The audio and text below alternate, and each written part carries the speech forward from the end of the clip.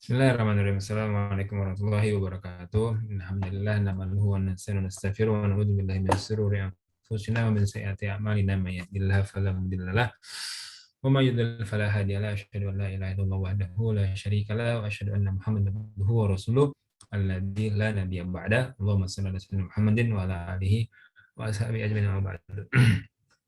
Alhamdulillah, Mas Faidaku yang saya hormati dan saya banggakan semuanya. Mohon maaf yang pertama saya baru bisa upload video YouTube pembelajaran pekan ini di malam hari ini. Mudah-mudahan tidak mengurangi substansi belajarnya teman-teman ya, yang dilakukan secara tidak tatap muka. Nah, di pekan kemarin kita sudah ujian terkait dengan bagaimana men-setup bisnis, dan terima kasih bagi yang sudah menjawab dengan baik ya. Dan saya juga mengintip-intip banyak yang jawabannya memuaskan, ada yang memang kurang, yaitu memang lagi-lagi saya tidak bisa paksakan ya, karena mungkin kondisinya tidak sama di antara teman-teman semua. Tapi saya masuk kepada pertemuan pekan ini, rencananya akan membahas terkait kenapa sih kita harus bisnis secara bersama-sama. Nah, sebagai analoginya, ya sederhana saja, sesuatu yang dilakukan secara bersama-sama tentu punya maksud, karena memang orang ini nggak bisa ngerjain sendiri.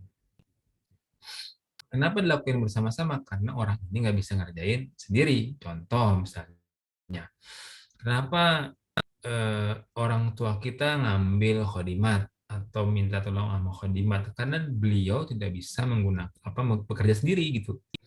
Dengan berbagai macam urusannya, akhirnya kemudian ada yang nggak kepegang. Ya, bisa entah ngebersihin kamar lah, atau nyuci baju lah, nyetrika baju lah gitu ya. Maka dimintalah khodimat untuk mengerjakan itu. Pertanyaannya, apakah kemudian dalam hubungan antara orang tua kita dengan khodimat itu ada aturan atau enggak? Nah, nanti dia jawabnya. Ya, nanti jawabnya. Itu artinya sederhananya, kenapa sih harus dilakukan bersama-sama gitu? Karena dia tidak bisa melakukannya seorang diri.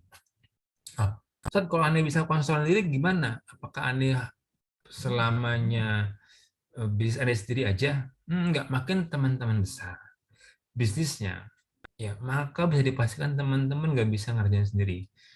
Contoh saja misalnya, Hatta sekalipun itu ketika teman-teman nggak punya karyawan, ya, tapi tetap itu pasti teman-teman punya pemasok atau punya rekanan yang akrab gitu, punya vendor yang memang rutin.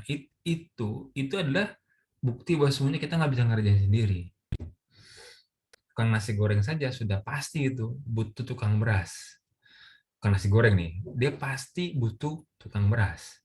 Pertanyaannya, apakah dia hanya cukup punya satu tukang beras? Nggak usah dijawab, ya.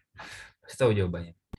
Nah, lalu misalkan Ustaz, saya suka sama si tukang beras Budi gitu kan, ya, ya sekarang suka. Apakah teman-teman tidak mencoba mencari tukang beras lain yang lebih bagus, lebih murah, ya, lebih banyak added value-nya dibanding tukang beras si Budi ini gitu. Nah, oke, jadi kenapa sih harus membuat bisnis bersama-sama gitu ya? Karena tentunya kita nggak bisa ngerjain sendiri. Lalu kuliah kita mau ke arah mana? Ya, sebenarnya dalam dunia bisnis bersama-sama itu ada elemen-elemen yang wajib ada, ya. Ya, teman-teman suka mendengar kata-kata CEO ya. CEO. CEO itu it means Chief Executive Officer ya. Jadi macam presidennya lah di satu perusahaan gitu ya. Ada CMO ya, Chief Marketing Officer atau orang marketingnya ya.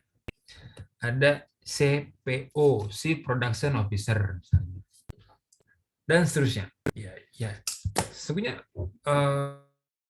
ketika bisnis itu sudah dirancang bersama-sama, maka kita membutuhkan orang-orang yang dia bertugas spesifik untuk posisinya. Jadi saya sudah sebutkan 3. Apa? Siapa eksekutifnya, siapa marketingnya, dan siapa productionnya. Ini baru 3 elemen. Nah, nanti dalam kuliah eh, kita akan coba ulas kira-kira dalam bisnis bersama-sama itu butuh apa aja ya. Gitu ya. Butuh apa saja dan hal-hal apa saja yang perlu untuk kita perhatikan dalam bisnis yang bersama-sama. Nah, dan teman-teman sudah mulai harusnya berpikir nih, kalau gue bisnis bareng-bareng sama teman, apa dulu ya yang harus dilakuin, siapa siapa yang akan jadi pemimpinnya, dan gue garap apa ya gitu. Itu harus sudah mulai terpikir, ya ini peran saya apa dan mau ngambil segmentasi di mana. Nah, singkat cerita, kalau kemarin di UTS kita ngomongin bisnis as a person sebagai seorang diri gitu ya, maka nanti di perjalanan kita menjelang UAS itu dari mulai UTS sampai UAS ya 3 bulan ke depan, kita akan mencoba merancang bisnis bersama-sama dan nanti di 2 atau 3 pertemuan sebelum kita UAS itu sebulan lah ya, kita akan coba belajar tentang bagaimana desain sprint kita lakukan untuk membuat bisnis kita itu working well ya, berjalan dengan baik gitu ya. Oke, saya ambil contoh yang kedua. Seorang laki-laki atau perempuan mungkin belum mau menikah bila kemudian kebutuhannya masih bisa dia penuhi sendiri. Seorang laki-laki atau perempuan belum mau menikah selama kebutuhannya masih bisa dipenuhi seorang diri. Misal, saya sudah bekerja, saya bisa kok nyari duit sendiri gitu kan. Saya bisa belanja sendiri, saya bisa masak sendiri, saya bisa nyuci sendiri gitu. Sampai dia ketemu dengan satu masalah yang dia nggak bisa selesai sendiri. Waduh, ternyata saya harus punya keturunan nih. Saya pengen punya anak. Ya udah, agama mengatakan nikah gitu kan. Maka kemudian dia menikah. Nah, akhirnya mau nggak mau ya, mau nggak mau. Ketika dia sudah tidak bisa memenuhi seorang diri, maka dia akan bekerja sama dengan yang lain. Dalam konteks menikah. Ya. Dan tentu menikahnya dengan lawan jenis ya. Ya, bukan dengan sesama jenis. Kalau sesama jenis gak bakal jadi keturunannya. Jadi kalau ada orang yang mengkampanye hari ini, hormati hak LGBT saya, mohon maaf Anda bukan mengatakan hak, tapi itu penyimpangan seksual atau kemudian penyakit seksual. Karena sesungguhnya orang yang hari ini mengidap LGBT tidak akan pernah lahir kalau dia tidak berasal dari orang tua yang berbeda jenis. Itu intermezzo saja ya.